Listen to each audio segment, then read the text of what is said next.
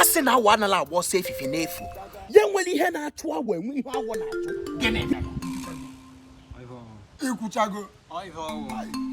Dibia.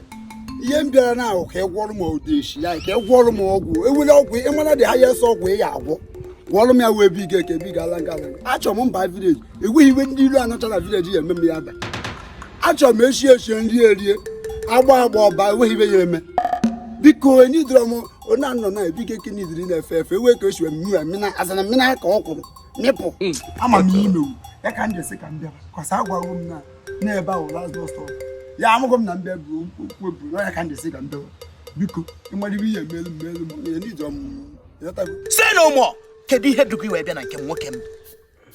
Dibia highway asị na ọgụ ahụ final bus stop abịa m ka ịpịacha m ngwa ahịa doors na-emeri na-egbu amụ na onwe ha ọkpụkpụ ọdụ ha amụ na mmụọ wee kpọdo isi na Dibia highway achọghị m idu nlo ka amụ achọrọ m ịkpọ akpọ sie ike dịka ayọ kekwa amụ dịka esi ekekwa mkpamkpa akata kwajuo m ngwongwo ka ụmụ akpa nwa dibia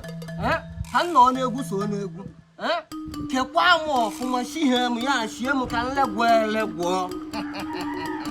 ama m ihe ya emenwu say no more na unu elugo n'isi mmiri ana m agba ọtọ jee ikpe na-asa jee mmiri na-asa bụ mgbọrọgwụ na aja ọfịa wee nata What? ana m agba ọtọ asụlụ ọla nni say no more onye ole ma mmụọ mmiri ebe ọbụbụ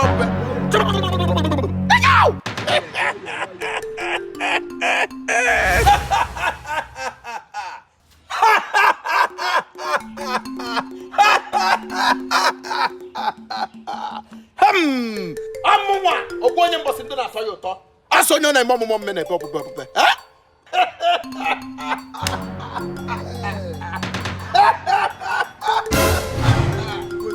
agwago m ụlọ weta na ọrụ na adị m active ana m edeliva ka ụmụ nwaanyị Hibru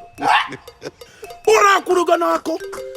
ọ na-eme n'ihu na anaghị azụ na-eme n'azụ na anaghị amụmụ n'otu onye na-eme ọmụmụ mme na-ebe ọbụbụ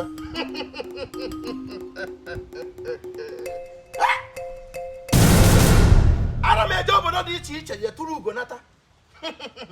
esigo m ga-eside onye kwu na pim na agwọtago m ụlọ ekwu na pim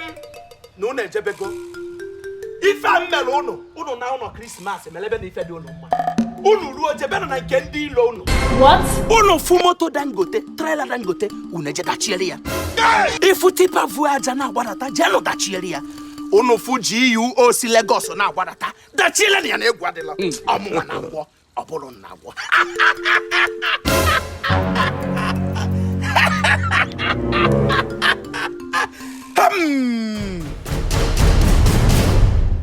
ka nnene ihe nrụ ọrụ ụnụ n'oge adịla eme ngwa emeghela ọdachi Chukwujekwu weta mmụọ oge What? ifuru mmụọ gị dị na gburu bedị ngwa lapụwa ka m nwere egbe dị ebe a nwanne m onye gbasara mma na ọgwụ m bịa ka gwọrọ obere ọgwụ nsị ka nkọwa ọgwụ na-aga esi agwọ eji mma agwọ ọgwụ ndị mbụ na ndị egede ka mee iwu ebe ị na-eje n'ọnụ ibe anụnwa maka eji ibu ụzọ bụ mgbe fọm eruo Disemba na plan ga wọkụ agwọsapụkwa ego n'ebe a ka enyi ụzọ plan ga-atụrụ eji mma agwọ ọgwụ onye ala nna keide mmadụ wetuo obi ụjọ atụlago ụjọ na-atụ afọ wee bụrụ ụzọ onye ọ na-eme ọmụmụ mme na-ebe ọbụbụ onye kwuo ihe na-eme ya mara ịdị ọgwụ adịghị ya nọ m ya ụjọ atụlago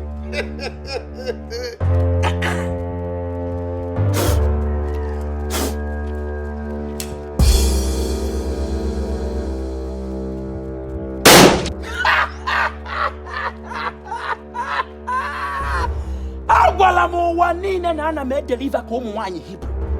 adị m active karịa akwụna ana m edeliva ana m agwa ODESHI ana m agwa udu akọ mmiri ana m agwa ụkwụ abashir ọkwa bịago m ụlọ ọrụ ya ọrụ ọ bụla asị na ajụ ọnụ ya nwanne m ọkwa ọbalọ Jisọs ọkwa na ọnwụ nwanna alụba m nwanne m ọ na-agwa nwanne m brọda na m emene m ihe a emene m ihe a aka m bidoro ọrụ ebido emene m ihe nwanne egwu m nwanne m ekebori afọ mkpọtụ hey ekubina odogwu ala odogwu di Eliza ọwụrụ na aga nsigbu mmadụ na Grace ma bịa onye ka mma akọrọ hey